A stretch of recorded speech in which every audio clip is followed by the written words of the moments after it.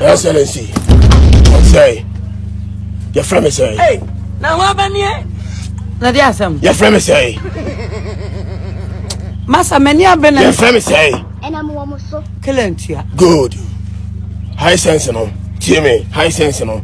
Me ba shop na me begia, me tua na me ntua. Hey, we me say high sense no me ba shop wa.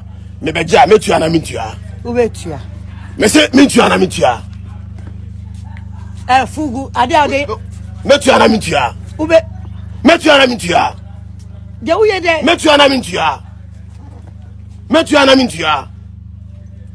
De uye me akofra Azura ba ma na Azura be keke bia cho. Azule what me tell me.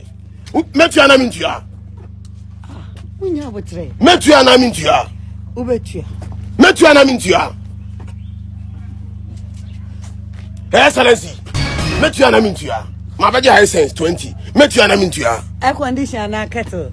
Both. Me tua na me ntua. O de mate se menya mfa ho de. Me tua na me ntua. Good. Wate. Fro bia bla. Na so be fra wan. Ka me fra Azura am na be. En boss le DBM. Azura nya classmate ni me. Na Azura mi nya na me wona ha. Abi pa de odi nwa be jira say de. Ma ji anwa no. Me akura. Mami sky. Me ntua. So me mu. Touch the body. Fugu na what is apocalypto te. I don't know what. Azura. Who Azule? I want to come out. Me friend me jai. Who Azule? Me na zero beef. Me ne wo. Her Excellency, me pe wasempa, me show video. We a very beautiful girl.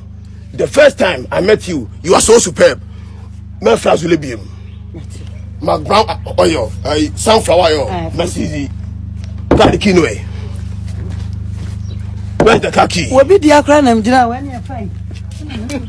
Wo Johnny. Next time, Azule din.